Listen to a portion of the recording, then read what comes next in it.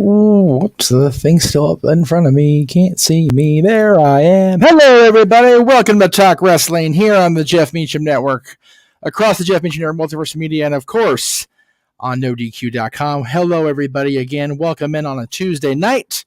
NXT is either just now ending or close to it. I've had to turn it off because I have had little audio issues over here on this side. So let me get the last minute plug in for Instagram, and now we are ready to go, my friends. Yes, Talk Wrestling's on the air. How's everybody doing tonight? Good to see everybody here again. It's always good to be around for Tuesday nights here from the JMN Towers, courtesy of our partnership with the Cassidine Studios, getting the building acquired. And if you guys know what I'm talking about, you haven't been watching the shows lately, and that's okay too.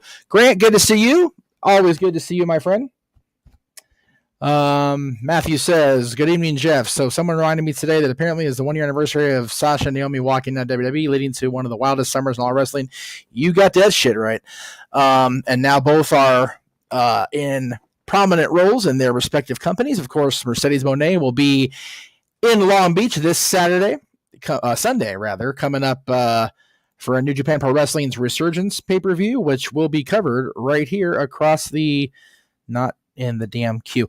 JMN Multiverse of Media. We'll get that loaded in momentarily. And of course, Trinity will be part of Under Siege coming up also across the Multiverse of Media on Friday night, May 26th. That'll be coming up for us here across the Multiverse of Media. Let's see what else we got here. What do we got? Carl says, hi, everyone. Hoping everyone's having a great week. Carl, doing better than I deserve, to be honest with you. Having a good day today, which is better than yesterday. Hey, Jeff, Seth Rollins is on set for Captain America 4. Seth finally joined the NWO. That's right. New World Order. Seth Rollins is in the house. Echo, echo, echo. We have an echo, echo. Oh, that's not good. Hey there, hi there. JJ is here. City by the Bay is here. Zero, Channel 0, -0 is here. Psychojet Black is here. Aha. We had an echo because there were 2 copies of the channel up. Well, shame on you, sir. That is your pad, not mine. I'm trying to get the technology under wraps here. It is a process. Why are we not? There we go. Thank you. Carl says, JJ Carl had a great week. And if you know, and we know you know, then you know. That's in reference to what happened last week on Talk Wrestling. Anyway, let me get that last little plug in here for, that's not what I wanted either. For what's coming. Stop that. What is coming up across the multiverse this weekend and beyond. But I digress. There you go. Let's see. Did I get everything else I wanted to get in there? I did. I'm so proud of myself today. Yeah, it's going to be a good rest of the week as well. We've got AEW Dynamite coming up tomorrow. We've got a Rampage. Is Rampage back in its regular slot yet? Because, Jesus, it's taking forever to get that show back on Friday nights, is it not? My goodness. A little bit bananas, not going to lie. But anyway, that is what it is. I also, JJ, did not have an opportunity to edit the graphic that we talked about during Statboy Sports Bar because I was inundated with stuffs to do. But we will definitely plug the show, irregardless of my timing abilities, because I do want to talk about Saturday show. It's going to be an awesome show Saturday, so we'll get to that in the shills portion of tonight's episode. Girl says, I've been meaning to ask how to get open mic night. I asked James, but he told me to talk to you. So basically, open mic night is run by JJ, who is the CEO of the Cassidine Studios channel. You can hit him up here in the chat if you want to converse with him right now during the course of Talk Wrestling. Open mic night is an open door policy to a certain extent, but we try to filter in as best we can. And I know why there's an echo now. I just realized that because I have the show up on 2 different things here. So let me get rid of that. There we go. I'll think ahead there. But yeah, open mic night's pretty much open door policy. We just have to kind of vet you guys a little bit and make sure you're not going to sit here and stutter throughout the show or be too nervous, because a lot of people that are fans of my stuff, Aaron's stuff, JJ's stuff, whatever, they clam up a little bit when they get on the air, or they just sit there and don't say anything, or they don't have a chance to say anything because I talk too much. A lot of stuff going on. So anyway, talk to JJ either during the chat here on this side of me, or off air. City by the Bay, Jeff, do you see there being another peak in wrestling the next couple of years? I think that we're not in a necessarily a down period right now. People kind of put a lot of stock in the ratings. I think creative is decent across the board. A peak, probably not a peak in the next couple of years, but we'll definitely be better. Matt says, yeah, I find it funny how they're trying to say Seth won't win the title because he's now filming the movie and WWE doesn't think he can commit to being champion. So what is Roman's excuse? Exactly. Thank you, Matt. Appreciate you. Do I think Seth starting to do stuff outside WWE will impact him being champion because WWE won't really can't have a second part-timer? Sure they can. Why not? I don't think Seth will be gone very long. I think he'll do his scenes for Cap and then he'll be back. Anybody here watch Major League Wrestling? Alex Hammerstone is killing it. I love Hammerstone. I haven't watched him in MLW. I did watch him when he competed out here locally. But I love Alex. Great competitor. Another big announcement tomorrow. Of course, they are doing the upfronts for, I think Warner Media is doing theirs tomorrow. So we'll find out what AEW's big announcement is, if you will, during Dynamite tomorrow. So there you go. Good thing those Snake Oilers are out. Yes! Once again, congratulations to the Vegas Golden Knights and their elimination of the Blue and Orange Brigade. Now, Vegas, kindly take a back seat, get your ass out of the way, and let's go Stars in this round of Stanley Cup hockey. Josh is working my butt off, cleaning the kitchen, living room, and bathroom today. Hopefully it's good enough to merit the thing. I hope my sister is having to live for Walt Disney World. Well, there you go. We'll have to check it out if it's there in time for Open Mic Night this week. Or the rest of us talk too much. I agree with that. JJ says, I feel like we're on a peak right now. Metrics are engaged the same way as where the attitude. I agree with that. That's kind of what I was trying to get my brain to do, but it didn't do that, Jay. So thank you. Appreciate that. Psycho Jet Black says, thoughts on the writer's strike actually being a benefit for WWE and AEW as wrestling doesn't use union writers? I think in years past when there's been these writer strikes, and there unfortunately are a regular occurrence here in Hollywood and across the world of television and film, that we do benefit as wrestling fans, as wrestling companies, because, as you said, Psycho, they're not part of that union. So I think that it can only benefit the wrestling companies, and as a offshoot or a byproduct, the wrestling fans benefit as well. I'm trying to clean up a mess. I apologize. This damn drink is condensating like a mucker feather. But as somebody that also watches television and movies, it's kind of like, it's a double-edged sword for me, but WWE and AEW are definitely benefiting. And hopefully the product will continue to benefit as well. Zero Channel says, I low-key want AJ to win only because he's my favorite wrestler, but Hammerstone is like MLW's Hulk Hogan, especially how he's booked. I agree. AJ's going to be following 5-10 years. Yep. Matt says, hello, how are you doing tonight? And everybody hit the like button. Please, everybody, hit the like button wherever you're watching this. Subscribe to whatever channel you're watching this on. Turn on the notification bell. If you're watching on the Casa or the Jeff Meacham Network, please super chat us. We definitely need that super chat love. If you're watching NoDQ, of course, super chat NoDQ as well. I can always encourage Aaron to get a little more money in his pocket. So let's see. Joey, the writer's strike did end show, and I love Archer. Yeah, that's kind of a bummer.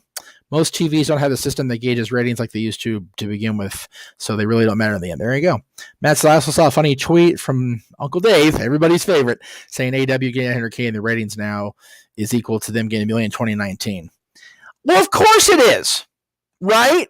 Because that's the way Big Dave's going to spin that shit. There you go. And yes, this is the way the first thing you do to Open Mic Night is to subscribe to all the channels in the Multiverse of Media. My channel, I think I have that graphic, JJ, so good job on the, of course, I don't have it in here, son of a bitch. I can momentarily, just give me 1 second. I'm going to go away really quick here, so don't panic, kids.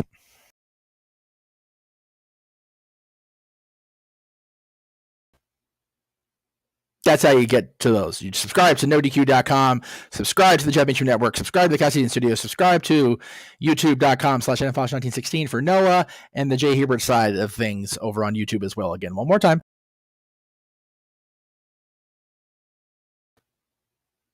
There you go. That's how you subscribe. That's how you get your chance, the opportunities, if you will, to be on Open Mic Night. That's your first step. Have I subscribed to Honor Club? And if so, what are my thoughts? I was subscribed at onset. Unfortunately, due to the amount of work I've missed at the House of Mouse, I've had to kind of scale back on things. And unfortunately, I'm not subscribed currently. I am getting the content from Ring of Honor. I'm able to watch it anyway. And I love it. I love that Honor Club is back. I love that Ring of Honor is back on a weekly basis. I look forward to them growing even more. City by the Bay says, what do I think about Cody's momentum is? What do I think Cody's momentum is right now? And when do the fans turn on Cody? Or if and when do the fans turn on Cody? Okay, so the standard answer from the two hosts on the regular of the Multiverse of Media, at least JJ and I won't speak for Noah and James, I guess that's four of us. But the standard answer is Cody is going to win Money in the Bank, call a shot on Monday, July 3rd, win and cash in on July 7th. That's what momentum is right now. He is in holding pattern. He's going to face Brock Lesnar coming up at Night of Champions a week from Saturday. That blow-off match, the third match, will probably be at SummerSlam for the WWE Championship. So he's in a holding pattern, is what I see him at right now. If and when do they turn on the Cody? As far as the fans go, when him finishing the story and becoming champion, if he becomes a stale or stagnant personality on television, that's when I see it happening. Not any sooner than that. What new names would I give the WWE Women's Championships since it appears they're not switching brands? Patience, Psycho, my friend. Patience. It will happen. We just have to get through. I know people are talking about it should have already been right for the draft. I think that Night of Champions is going to be the night that they make a decision. I know they're feuding with people on the wrong brands as champions right now. We talked about that on Open Mic Night over the weekend. I think they talked about it before that on one of our shows. So we just have to be patient. I don't think they're going to change names. I think they're just going to finally get the belts in the right place. Really want AJ to win, but I can't see it. I don't see it either, unfortunately. I'd like AJ I like if AJ won, but I think that it'll be Seth. Matthew says, I think if they extend this story past SummerSlam, the fans might really start turning on Cody. That I will agree with. If they don't get the story finished, if you will, by at or before SummerSlam, we're going to see a major turn. Joey says, does winner of the Money in the Bank make stipulations or match type while cash in? That I don't remember if that was explicitly stated, Joey. I know that both Rob Van Dam and John Cena did call their shot, and Rob, when he called his, he said it's going to happen at ECW One Night Stand, which meant it would be contested under Extreme Rules by default. So I would think I know where you're going. If I'm Cody calling my shot, I'm banning the bloodline from ringside. That's what I would, and Paul as well. Like it's one-on-one straight up. That's what I would do. Carl says, can't wait for Money in the Bank. My first WWE pay-per-view as not easy as from England. Well, that's awesome. If you're going to Money in the Bank, dude, that is wonderful, Carl. Congratulations. I know. My first WWE pay-per-view was actually WrestleMania 2000, which, that show was what it was, but it was my first pay-per-view, and it was WrestleMania, so it's always going to be special. I know Aaron was at the 99 Royal Rumble. I'm not sure if you went to pay-per-view before that, Aaron, if you're watching, which you're probably not because you give me Tuesday nights for a reason, right? I'm getting a greeting from Batu. Interesting. I'm getting a transmission from a galaxy far, far away. I'll have to look at that when I go off the air. Don't know what that's about. Anyway, so congrats, Carl. Very cool. Let's see. That's a good point, Josh. Bloodline might not be around. We'll see. For SummerSlam, it'll be Roman versus Cody. Have The Rock screw over Roman. Cody wins WWE Championship. It sets up Roman Rock for 40. Everyone gets what they want. I'm okay with that, honestly. Still a little long, but I'm okay with it. Still been at every pay-per-view, so congrats to Carl from Matthew. Hope you enjoy. JJ's first pay-per-view, as he says here, was WWE Judgment Day 2004. Not a bad show. Hell of an ending with the bloodletting from Eddie Guerrero and JBL. My goodness. And I got the 2-fall triple threat and the triangle ladder match. Both great matchups. Grant wants to know my least favorite WWE event I've ever been to. Golly, that is tough because I've been to more than I remember, to be honest with you. I will say my least favorite probably... See, I have such good memories from all of them that I remember in detail, except for the 1994 Summer Sizzler Tour, the show that took place at the time Great Western Forum. Of course, now it's just the Forum to me because I refuse to acknowledge the damn sponsor naming rights from whoever it is, Kia or whoever it is. The reason that's a least favorite, unlike SummerSlam 2014, which is right up there as well, JJ. So thank you for that. Is because we had to leave before the main event. And the main event was scheduled to be what was then billed a marathon match between Bret Hart and Owen Hart. So I missed that main event. But yes, SummerSlam 2014, I think, is the one I like the least, that I have a vivid memory of. It was a horrible night for everybody involved that was with me. I did not hear about the new merger name for Endeavor, UFC, WWE. You'll have to post that in the chat for me. Josh says Payback 19 was his first pay-per-view. We hijacked the triple threat WWE Championship match with Daniel Bryan, Mustafa Ali, and Kevin Owens because we all wanted Kofi. There you go.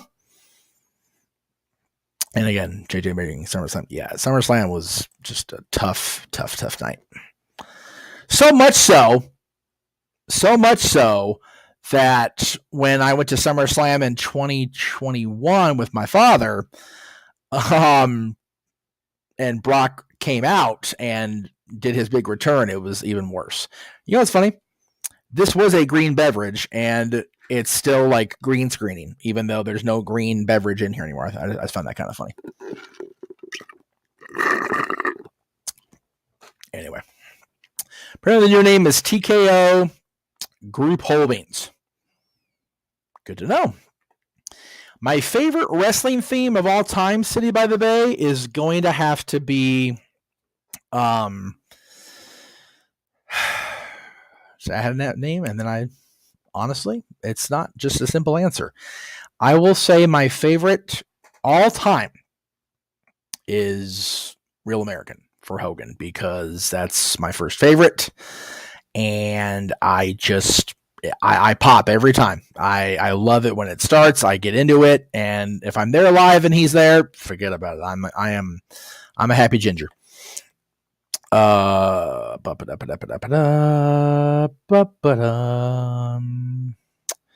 Psycho says, is WrestleMania 32 the last, quote, bad WrestleMania, as WrestleManias after were pretty good to great? So 32 was Dallas, right? Hell in a Cell, Shane, and Undertaker, Roman, and I will say that it is, and I say that primarily because Aaron and I watched it at our buddy Wade's house, which is not the reason it's bad, but that was the longest damn day I think I've ever had partnering up with Aaron for any sort of content creation. Golly, the drive out there took for effing ever. The WrestleMania was long as shit. The post show took forever. Then we had to drive back here, wake up fairly early in the morning, even though it was Dylan was on spring break at that point, and go get our head shaved per the bet, thanks to stupid Cardona, Zack Ryder. So yeah, that was a long 24 plus hours. So yeah, I would say that's the last really bad one. I'll go with that.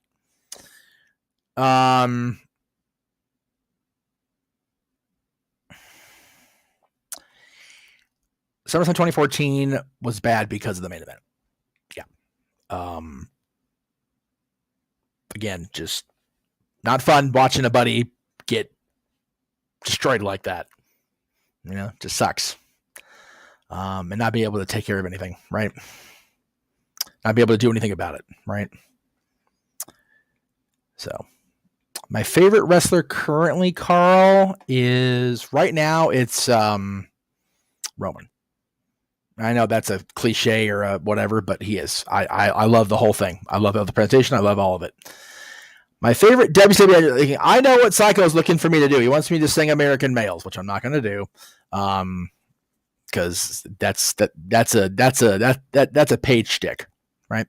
American Males is funny, but my favorite WCW entrance theme is and will always be the NWO's thing, as well as the Horsemen. Both great theme songs. Sting's Slow Crow theme as well is really solid. 35 was good. WrestleMania 35 was good, but went on way too damn long. It was rough. Long night, especially for the people that were there. And Jim Nace being the Hall of Fame. You're absolutely right.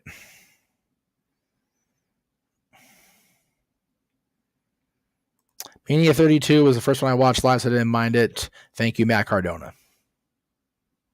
You're fired, Josh. Get you yet. NWO theme is my top. NWO is the best theme that WCW. And what's funny is it's a stock piece of music. They didn't even own it. Or it may have been the Turner Library at the time, but yeah, you can still hit that theme on Spotify on its own. It's rock something. Hang on, I'll look here in a minute. Rock House. Rock House is the name of the song. I didn't even have to look. I just think about it. Just a generic track that they had in the library. And it's so memorable. Thank you, JJ. Yeah, I got it. So good. Yeah, Rock House for the NWO was good. Wolfpack's silly. I know people are gonna like give you love me or hate me for that, but Wolfpack theme was silly. The music track was good, but the lyrics were just hokey as shit. Anyway.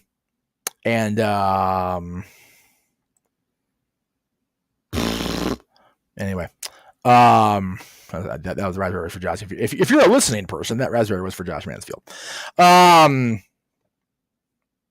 Yeah, Rock House, the Sting, Crow music, the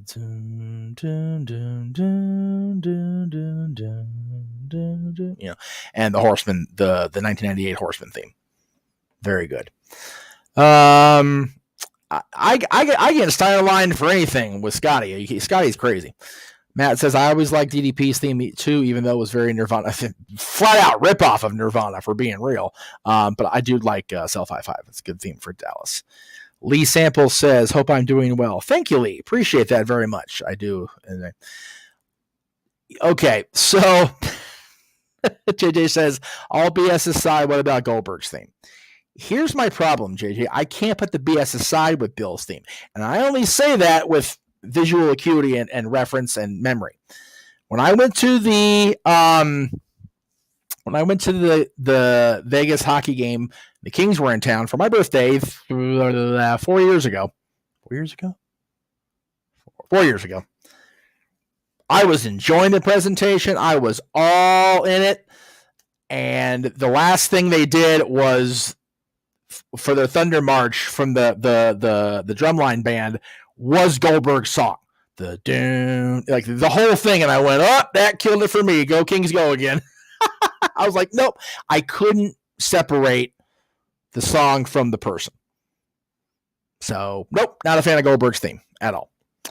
Better music. Wolfpack or Undertaker's, you're going to pay. Wolfpack. You're going to pay is so...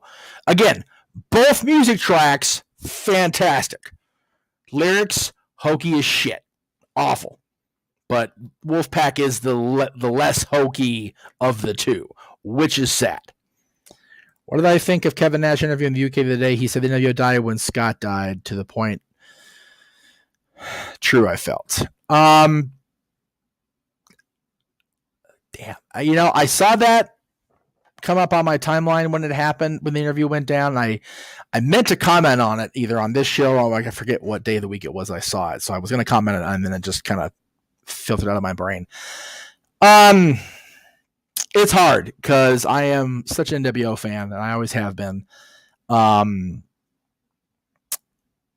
I tend to agree with it. Kevin and Scott and Hulk were the core. And Scott, to Scott's credit, gave the NWO its ultimate cool factor. As cool as Diesel was, as revitalized as Hollywood made Hulk Hogan, Scott Hall gave the group its cool. Scott Hall was the Tommy Dreamer to the NWO as far as Tommy was ECW. So I agree with Kevin. However many more shirts they sell, however many whatever they sell, merchandise wise, I think the essence of the NWO has passed with Scott's passing. So I agree with it.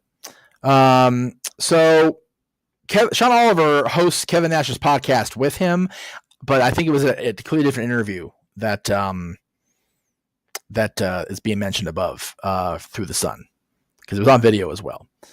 What about Rap is Crap? You know what? I love Rap is Crap because I'm not a hip-hop music fan. Sorry, Jay. I know you are. I know you have been. But I found that funnier than hell. So I actually like that song.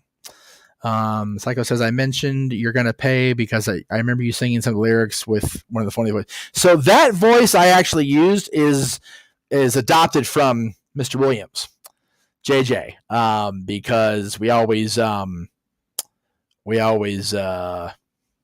talk about it when we say it.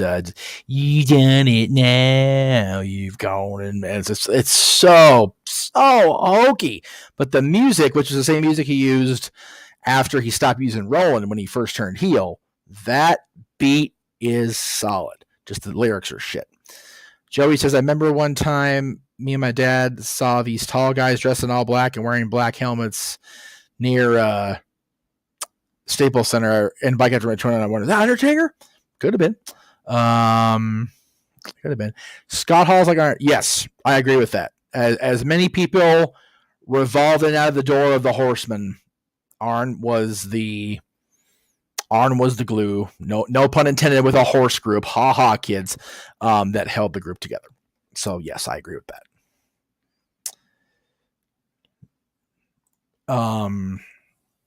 So anyway, is Tony Khan the worst promo of all time? Wow, that is rough. The worst promos of all time, I think, are a dead heat between Scott Steiner and Sid Vicious, because some of those will get rough. Sid's more so. Scott had at least the charisma to rein it in. He was just an asshole. Sid's promos were just shits. So bad. Psycho says, how come WWE never confirmed the big boss man with the one who pulled up that briefcase during a ladder match? Good question. There you go. Okay, I think, yes, I am getting a call that I need to take really quick. So what I'm going to do, those of you that aren't watching on the Casa Dean Studios, and by the way, if you're not, you should be, I'm going to briefly give little video love here for JJ that he sent a couple weeks ago now, talking about the paid membership side of the Casa Dean Studios YouTube channel and what all will be included if you sign up for that. So take a look real quick. We'll be right back.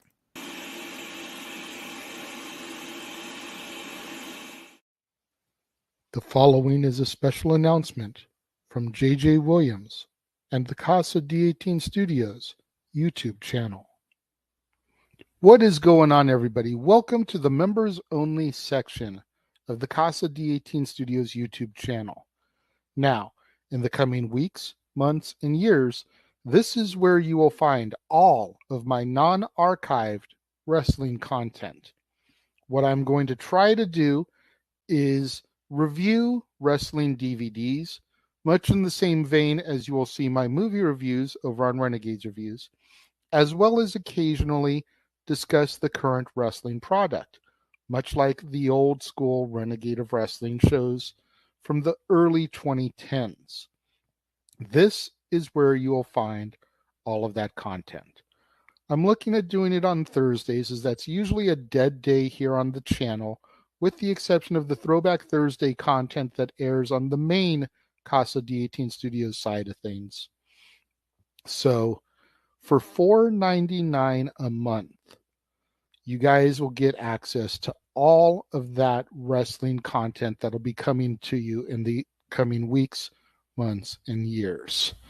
Those of you that subscribe early, like now, you'll get a few little hot take videos, maybe a surprise secret drop in there. But we're looking to have the content begin going live in July of 2023. First video debuting on July 1st, which is a Saturday, and then every Thursday thereafter. You will get a brand new video here in the members only section of the Casa D18 Studios channel. Again, just $4.99 a month. It's a good way for you to show your love, your support. I hear a lot of you guys whispering and talking about how you would like for me to do more wrestling content.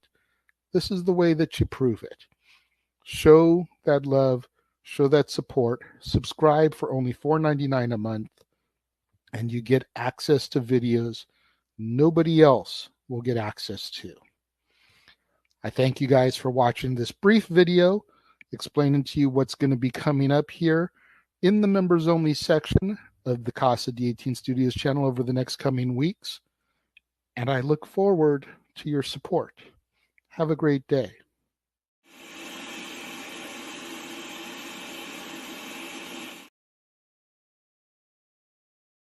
All right, there you go. So for everybody not watching on the Casa, go subscribe and get yourself paid membership. Little bonus content from the Renegade. So there's discussion that Scott Hall was like Michael Hayes since he introduced the group and arguably the best talker. I mean, Hogan was such a good talker, such a good stick man, right? But yeah, Scott was the cool of the NWO. Michael, of the original Freebirds, I think we all agree that Michael Hayes was cooler than Bam Bam, Terry Gordy, and Buddy Jack Hayes. And just, Michael gets made fun of a lot nowadays, especially over on the Pritchard podcast, but I love Michael, so I think it's funnier than hell. Seriously, Psycho says, I'm happy that with these celebrities like Pat McAfee, Bad Bunny, and Logan Paul that can put on great matches, not just be there for a paycheck. Remember the NASCAR guys, Summerfest, and Kevin Federline and John. Yeah, it was. These guys are actually getting in the ring now and legitimately, making an effort to look good. So cool. I'm ecstatic for them. I really am. So pretty cool, I thought. Anyhow. Let me see something real quick here. Let me just try something real quick. I can't do that. Okay. I was going to try to take care of something here. So anyway, I did want to bring something up before I start going into show mode, because Lord knows I do that. No, I love PS. I think that, Michael justifiably gets a bad rap for some of his, verbiage in the modern world, right? But I like Michael and his the Freebird personality and what he's contributed to wrestling for sure. Do I think John Cena will be a world champion one more time before it's all said and done? No. I'd like him to be, but I don't think he will. So we're talking about the upfronts. Talking about the upfronts that Warner Media is doing tomorrow, and that this big announcement is going to be apparently AW getting a piece of a little bit of content on the streaming side of things when Max launches or rebrands out of HBO Max. I found it interesting that I'm going to put this up there and just leave it there while I talk because I think it's funnier than shit. And it's true, by the way.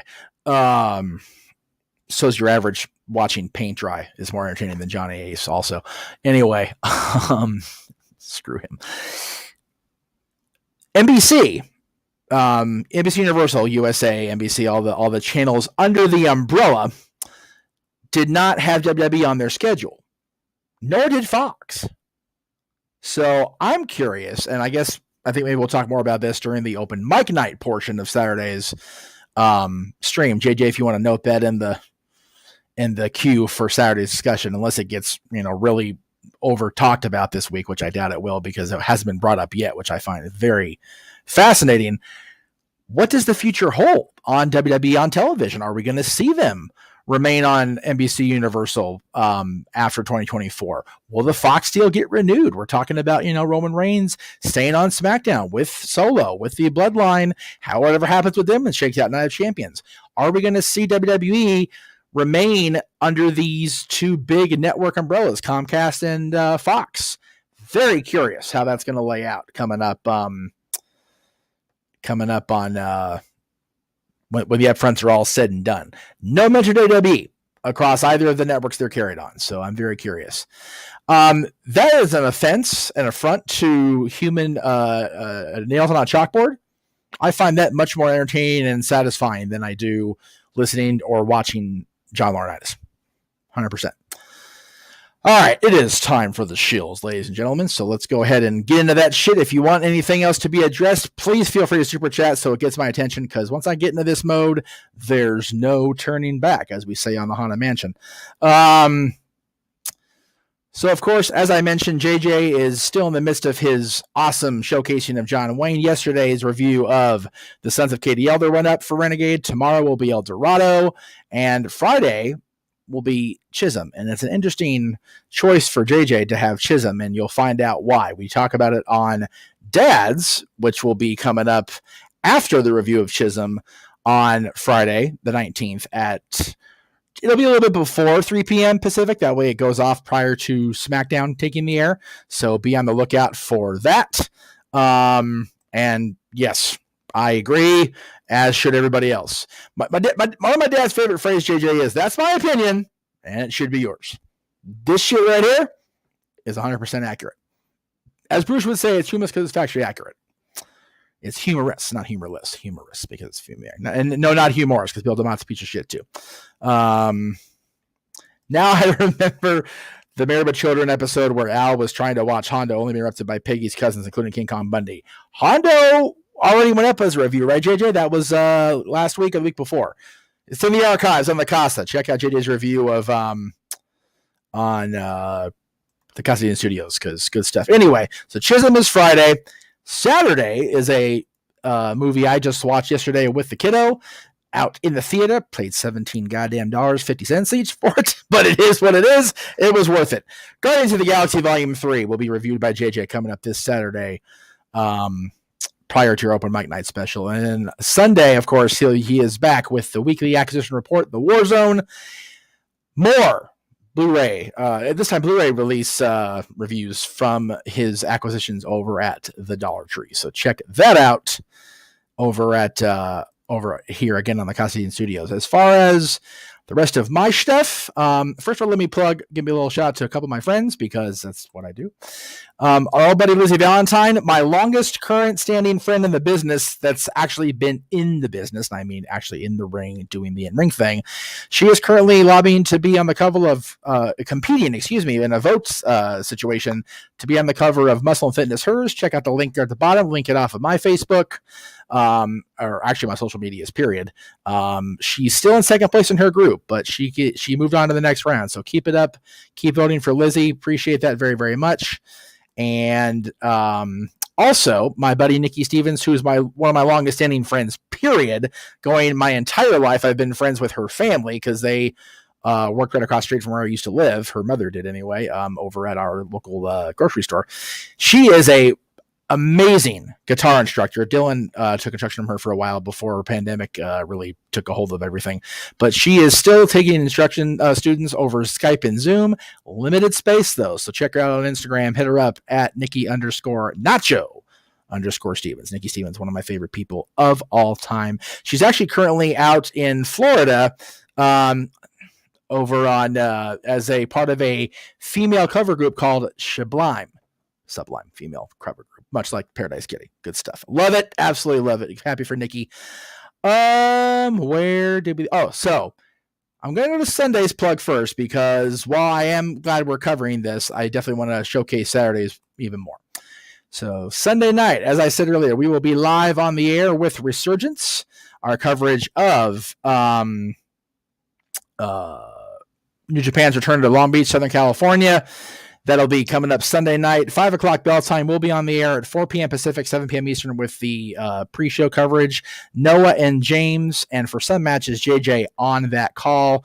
I will be on call at the House of Mouse that day, so I will not be part of this, unfortunately. I want to be. JJ and I were supposed to go, and I got called into work, so it is what it is.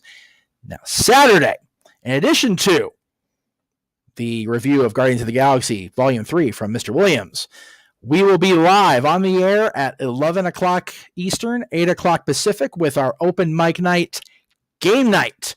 The first part of the show will be our first monthly game night. The game nights will occur on the months we don't have a karaoke night, which our next one will be in August for the record.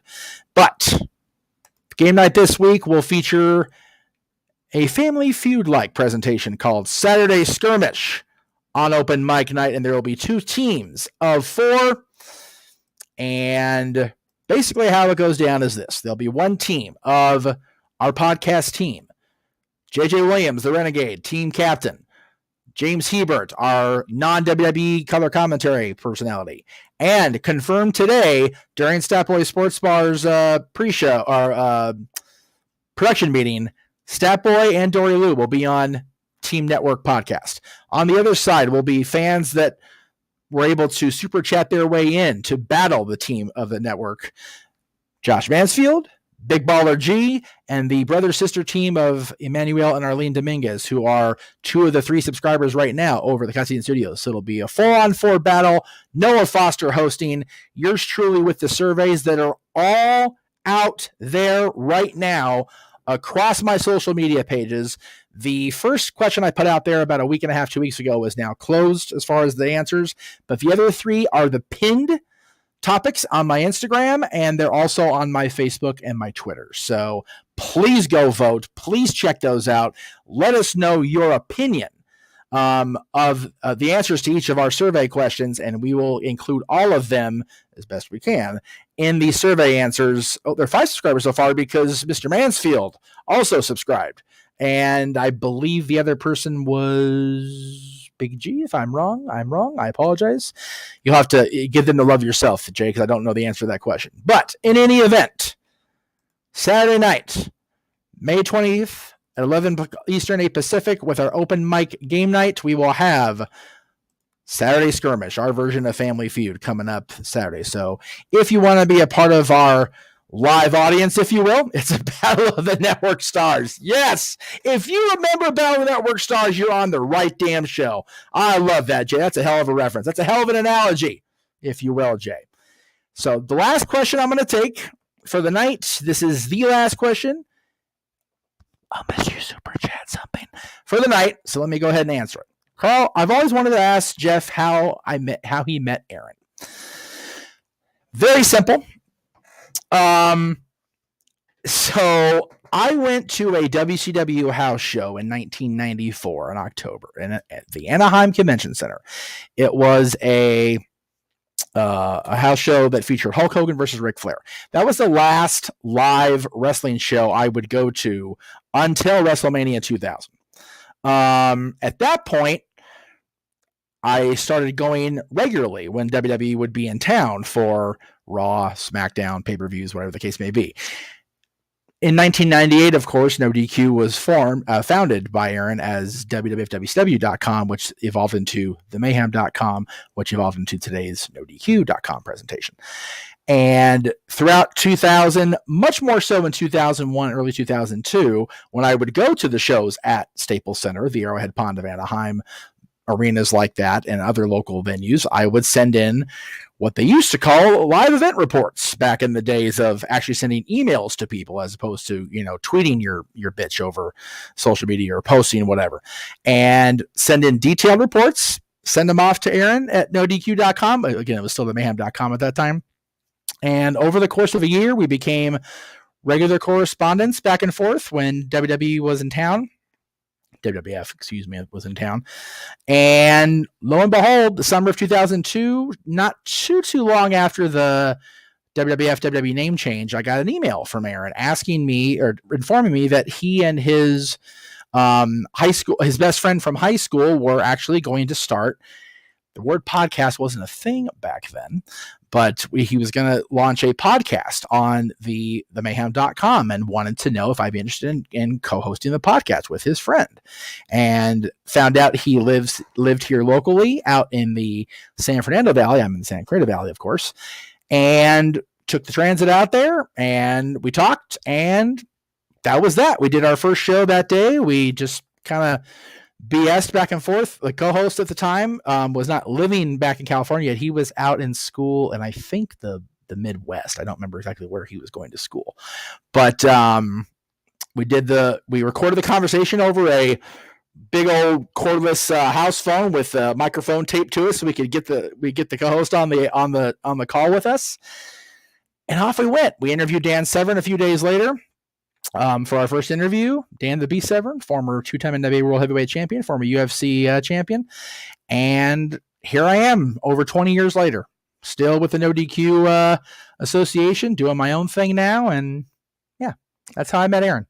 And he's one of my dearest friends to this day. I love him and his amazing wife, and I have so many friendships and associations I've made because of meeting Aaron that I will never be able to fully repay him enough. And that's a little sappy. I understand that, but what are you gonna do? I'm just a sappy guy. I'm just that much of a bleeding heart, I suppose. But that is how I met Aaron back in 2000 over email and 2002 in person. So that is going to do it for me and all of us here across the multiverse of media for the Jeff Meacham Network, as well as NoDQ.com. So I thank you all again for tuning in. I know you guys have a lot of options when you go online and watch wrestling stuff, so it is greatly appreciated that you choose to watch my show. And it is not lost on me that you guys choose me. So thank you very much. It is appreciated. That's it for us here at Talk Wrestling. And until next week, I am Jeff Meacham. Tune in tomorrow, of course, for Aaron's recap of Dynamite. Throwback Thursday is every Thursday on the Castilian Studios, as I keep telling everybody. And don't forget to check out NoDQ's friend, my friend, the Greg Cherry Show tomorrow night at 7 o'clock Eastern, 4 Pacific. So that's it for us. Have a good night. We'll see you tomorrow.